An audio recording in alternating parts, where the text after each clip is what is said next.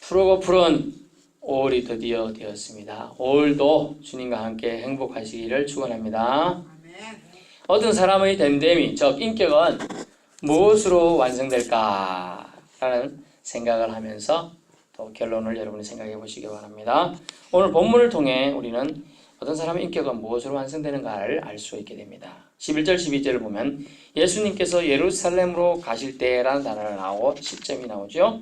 그 다음에 사마리아와 갈릴리 사이에서 아마 있던 마을에 들어갔던 것 같습니다. 문득 한 마을로 들어가셨다라고 기록되어 있어요. 한 마을로 들어갔습니다. 오늘 그래서 말씀 제목은 나병 환자에게 일어난 기적, 나병 환자에게 일어난 기적이 되겠습니다. 첫 번째 기적. 첫 번째 기적은 우리 인생에 찾아오신 예수님이에요. 지금 나병 환자의 기준도 되고 우리의 기준도 됩니다. 우리 인생에 찾아오신 예수님. 누군가가 자기를 찾아오는 것도 기쁘죠.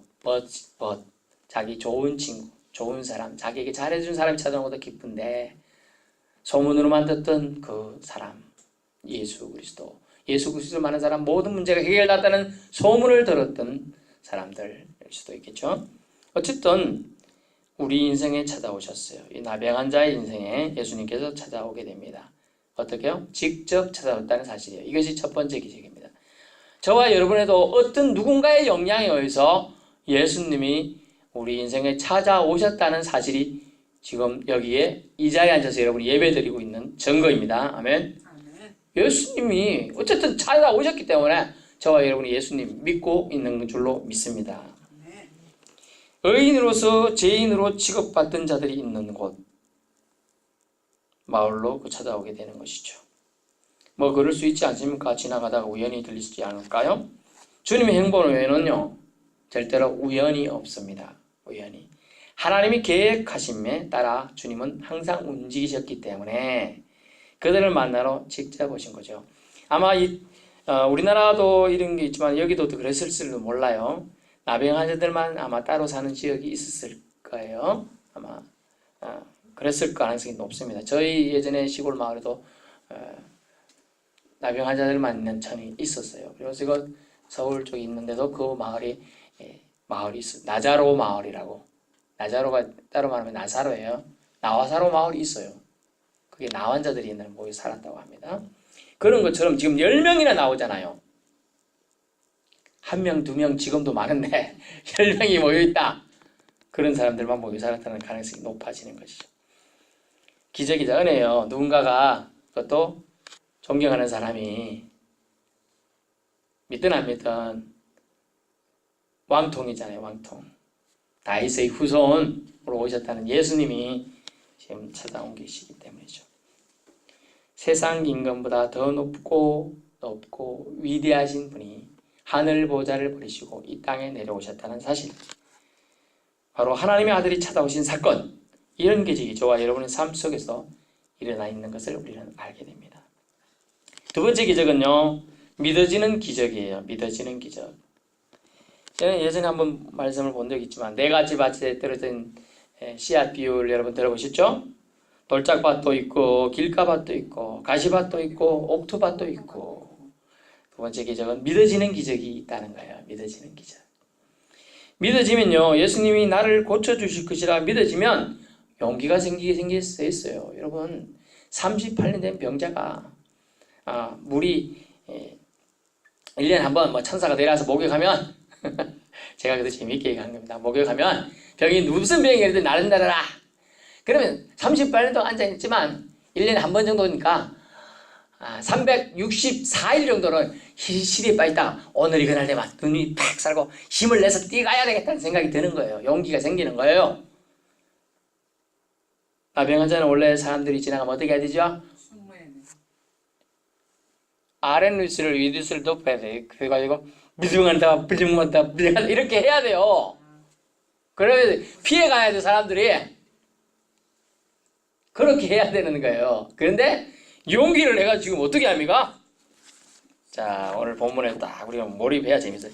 소리를 높여 이르되 예수 선생님이여 라고 불러요. 지금 크게. 그래서 나 쳐다보겠죠. 아니 저들이 부정하다 하고 자기들이 피해가야 되는데 지금 우리를 불쌍히 여기소서 라고 용기가 생겨난 거예요. 용기가 믿어지면 용기가 생깁니다. 여러분, 자기가 알고 있는 거 확실한 게 있잖아요. 그건 딴 사람이 딱 딴소리해. 자기는 확실하게 알거든. 봤어. 그럼 어찌해야 되죠? 그거 아니라니까? 라고 말할 수 있는 용기가 생긴다니까요. 믿어지면 용기도 주님이 주시는 거예요. 여기서 잠깐 보면요. 은혜 받을 자에게서, 은혜 받을 자리에서 용기를 내는 것이 얼마나 중요한지 알 수 있어요. 지금 그 말에 들어갔지만 용기를 만약 안 냈다면, 물론 예수님 와서 너희들 무슨 문제 있냐? 나에게 소원을 말해봐.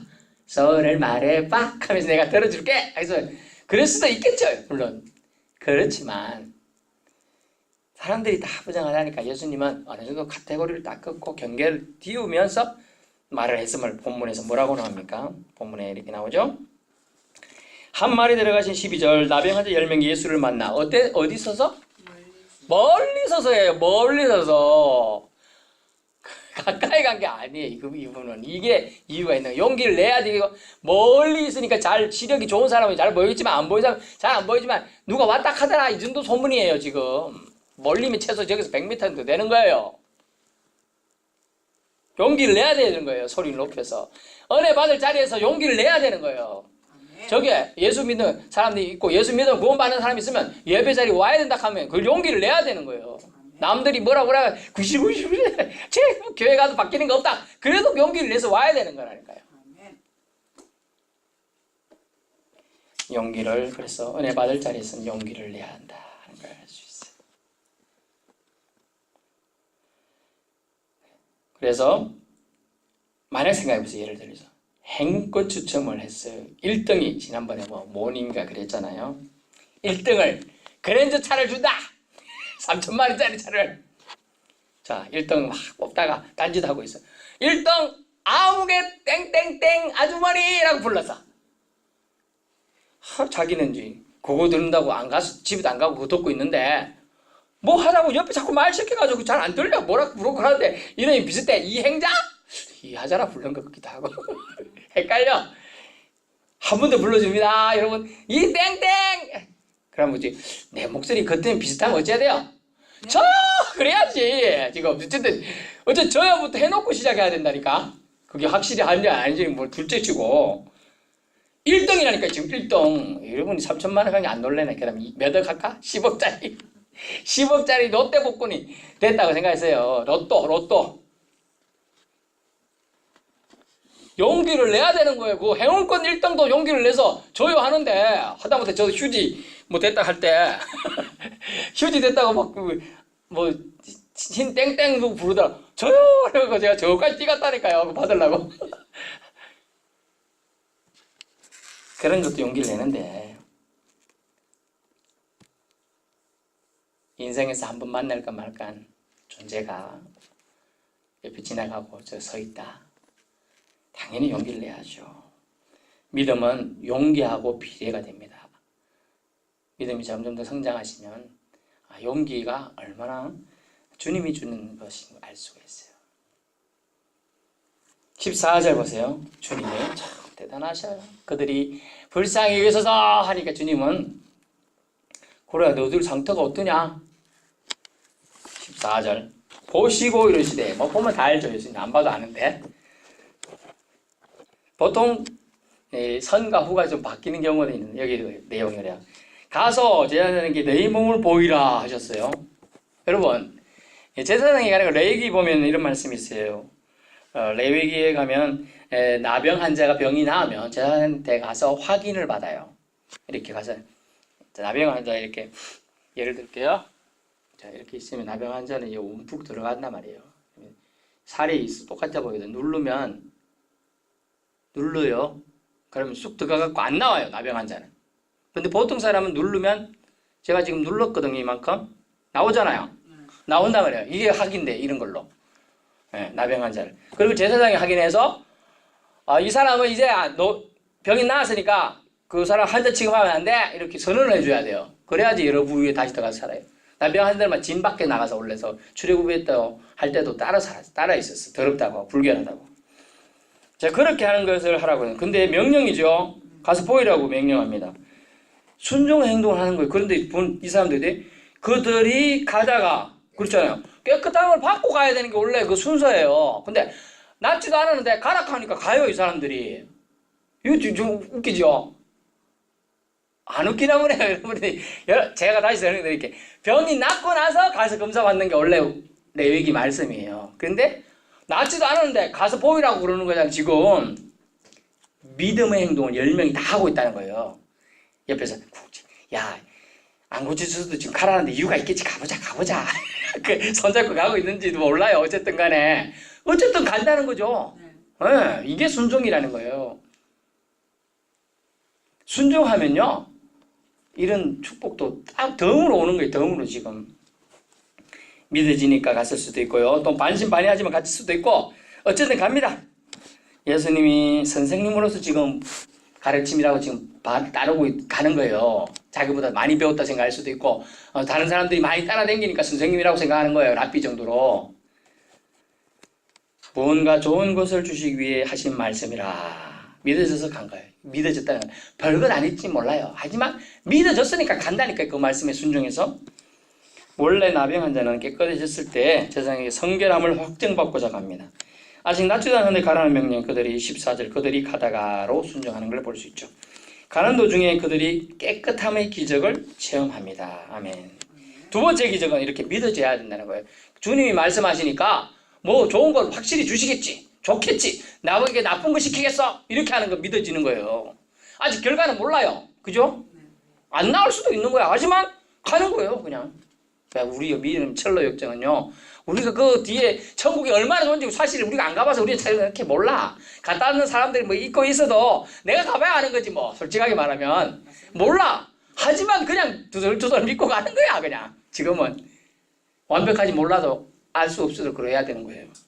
세 번째 기적을 이제 말씀드리는데 뭐냐, 구원이 임했다는 거예요. 아멘. 19절 보세요.